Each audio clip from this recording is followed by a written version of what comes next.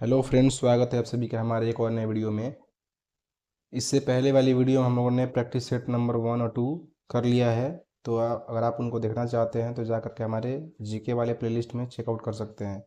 इस वीडियो में हम लोग करने जा रहे हैं प्रैक्टिस सेट नंबर 3। तो चलिए बिना समय गंवाए वीडियो को स्टार्ट करते हैं। क्वेश्चन नंबर 1 कहता है कि निम्नलिखित में से कौन सा सहायक संधि की विशेषता नहीं है। तो देशी रियासतों को एक ब्रिटिश रेजिमेंट रखना होता है, ये तो विशेषता था। देशी रियासतों की आंतरिक शासन कंपनी के अधीन होगी, कंपनी के अधीन होगी, ये विशेषता नहीं था। इसका राइट आंसर क्या हो जाएगा? Option number B. इसका option number B right answer हो जाएगा। नेक्स्ट क्वेश्चन है कि निम्न में से किस समाचार पत्र पर वर्नाकुलर प्रेस एक्ट के तहत कार्रवाई की गई। तो वो पत्र कौन सा था? भारत मिहिर। ठीक है, नेक्स्ट क्वेश्चन देख लेते हैं।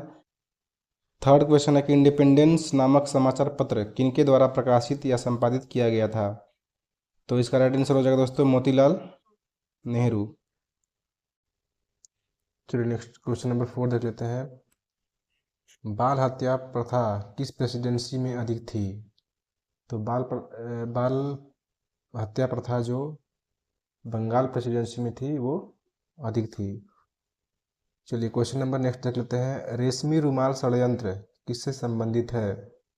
तो रेशमी रुमाल षड्यंत्र जो है वो मौलवी उबैदुल्ला सिंधी से संबंधित है। नेक्स्ट क्वेश्चन देख लेते हैं। नेक्स्ट क्वेश्चन 6 कहता है कि असहयोग आंदोलन के लिए प्रस्ताव किस कांग्रेस अधिवेशन में पारित किया गया था। तो वो नागपुर अधिवेशन में पारित किया गया था। नेक्स्ट क्वेश्चन है कि निम्नलिखित में से कौन पारिस्थितिकी तंत्र के विषय में सही नहीं है। पहला ऑप्शन कहता है कि यह एक बंद तंत्र होता है।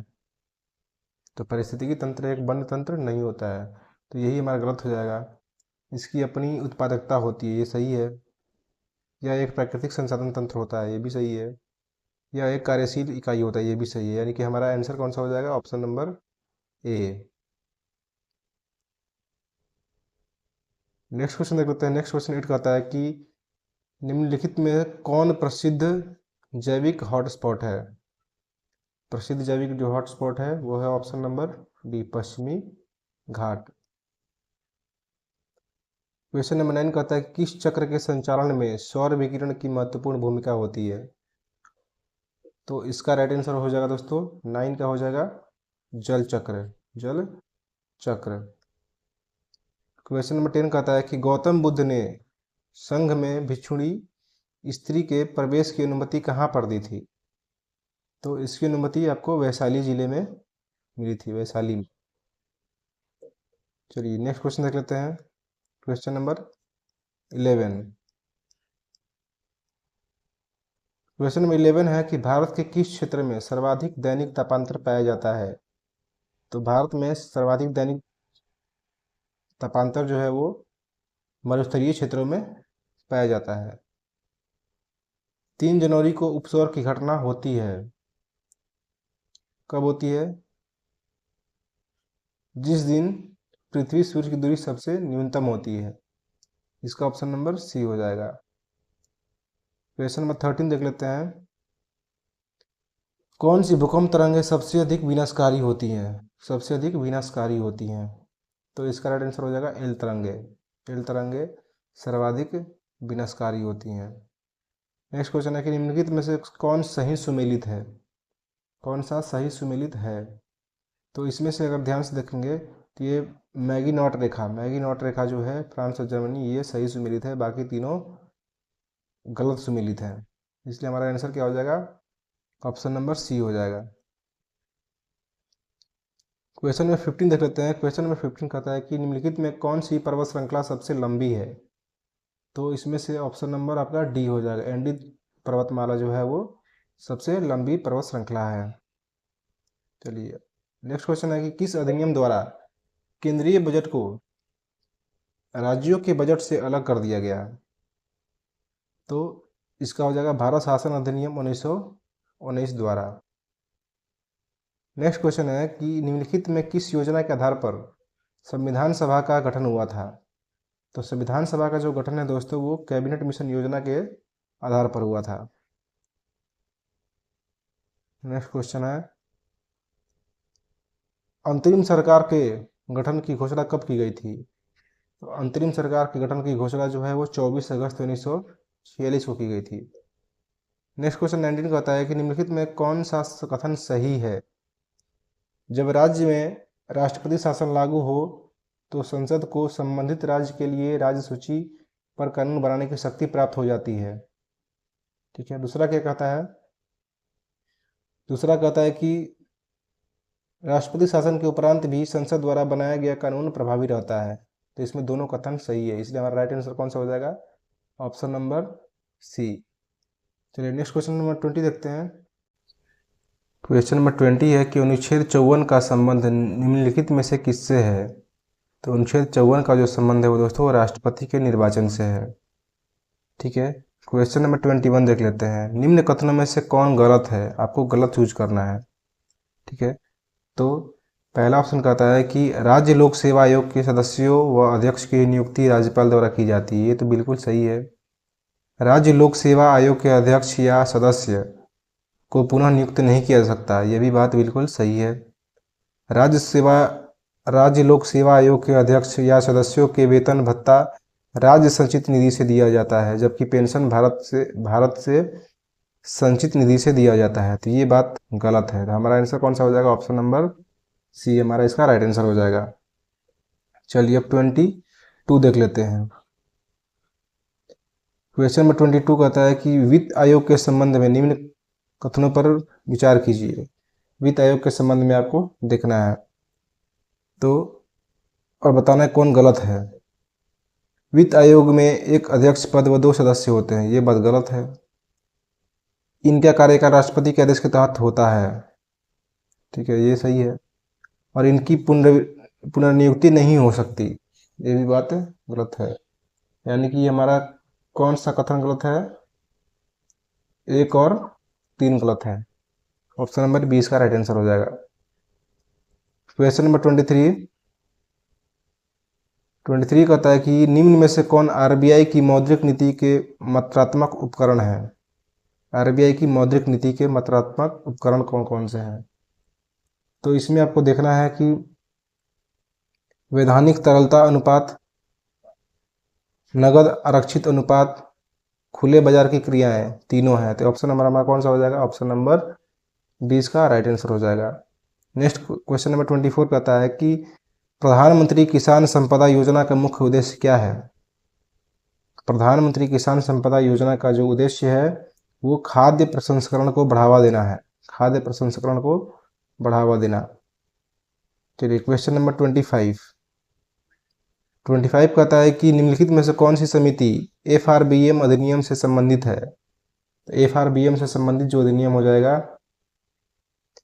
वो हो जाएगा एनके सिंह समिति। एनके सिंह समिति। नेक्स्ट क्वेश्चन है, निम्नलिखित में से कौन सा संस्थान न्यूनतम समर्थन मूल्य एमएसपी के बारे में भारत सरकार को सिफारिश करता है? तो इनमें से कौन सा संस्थान जो है वो एमएसपी के बारे में भारत सरकार को सिफारिश करता है? तो इसमें करता है कृषि लागत एवं मूल्य आयोग। कृषि लागत एवं मूल्य आयोग। नेक्स्ट क्वेश्चन है, सीताध्यक्ष का संबंध था। तो जो सीताध्यक्ष का संबंध था दोस्तों वो आपका भूमि कर विभाग से था। भूमि कर विभाग से। चलिए नेक्स्ट क्वेश्चन देख लेते हैं। क्वेश्चन नंबर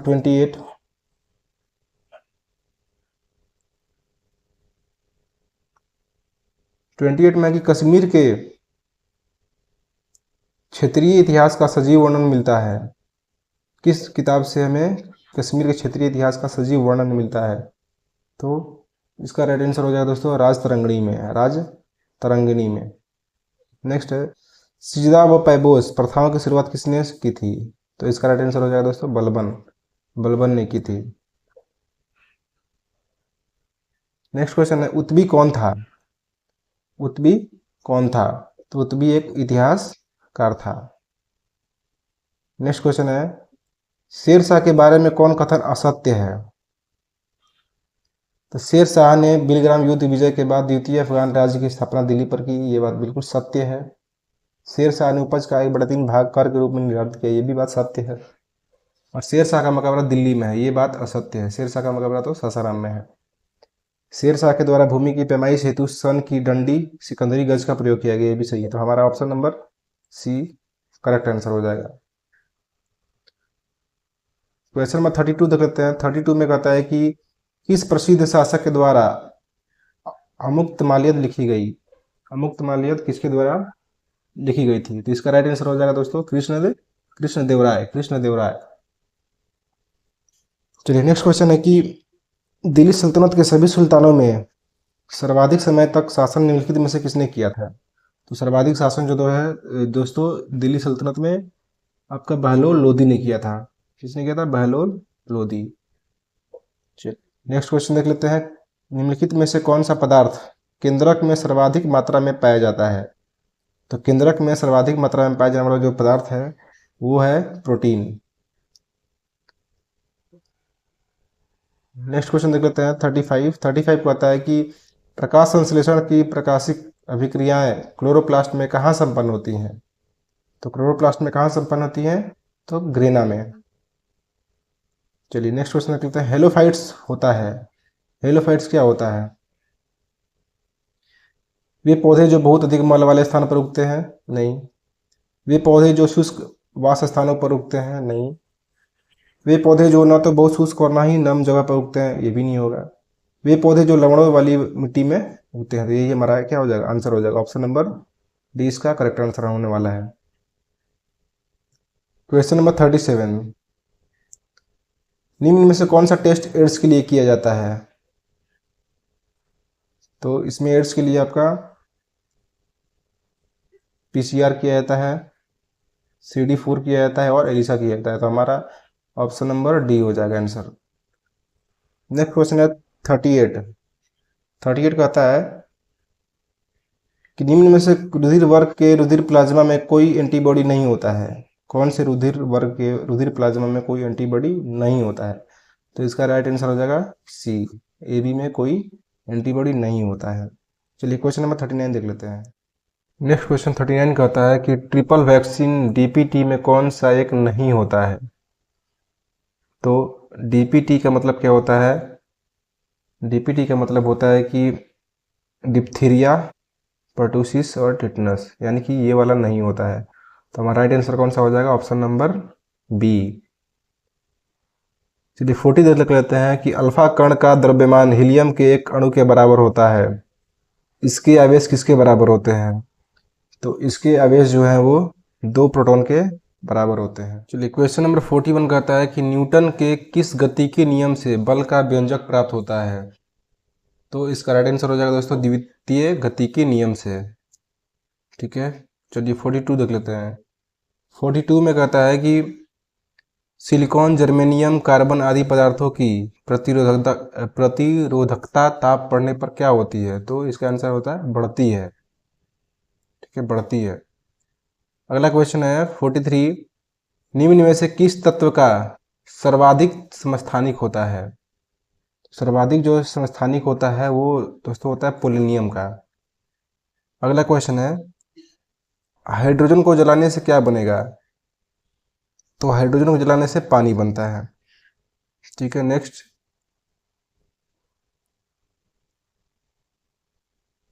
ग्रेफीन होता है। तो ग्रेफीन दोस्तों क्या होता है? ग्रेफीन जो है हमारा वो कार्बन का नैनो प्रतिरूप होता है। कार्बन का नैनो प्रतिरूप होता है। अगला कि विश्व रक्तदान दिवस कब मनाया जाता है? तो विश्व रक्तदान दिवस 14 जून को मनाया जाता है। निम्नलिखित को सुमेलित करें। अब देखिए इसमें सुमेलित करना है, तो सुमेलित करने के लिए हमें क्या करना होगा? प्लाज्मा अनुसंधान संस्थान, ये तो गांधीनगर में है, ये तो सुमेलित है। राष्ट्रीय समुद्र विज्ञान संस्थान, ये पणजी में है। केंद्रीय खाद्य प्रौद्योगिकी अनुसंधान संस्थान, ये मैसूर में है। और भारतीय मौसम विज्ञान संस्थान दिल्ली में है। तो इसके अकॉर्डिंग हमारा 51 ऑप्शन नंबर डी हो जाएगा इसका राइट आंसर। चलिए नेक्स्ट क्वेश्चन देख लेते हैं। पंचरात्र का संबंध किस धर्म से है? पंचरात्र का जो संबंध है दोस्तों वो वैष्णव धर्म से है। चलिए अब नेक्स्ट देख लेते हैं क्वेश्चन नंबर 49।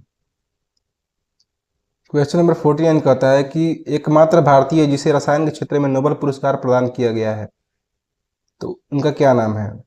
तो उनका नाम है दोस्तों वेंकटरमन रामकृष्ण। नेक्स्ट क्वेश्चन है कि भारतीय नौसेना की पहली महिला पायलट लेफ्टिनेंट शिवांगी स्वरूप बनी, वो किस राज्य की रहने वाली थी? तो वो बिहार राज्य की रहने वाली हैं। वो किस राज्य की रहने वाली हैं? बिहार राज्य की रहने वाली हैं। तो इस तरह से हमने टोटल 50 क्वेश्चन कर लिया है। तो अब अगला सेट के लिए, अगले प्रैक्टिस सेट के लिए मिलते हैं अगले वीडियो में। इस वीडियो में बस इतना ही रखते हैं दोस्तों, मिलते हैं नेक्स्ट वीडियो में, तब तक के लिए जय हिंद दोस्तों।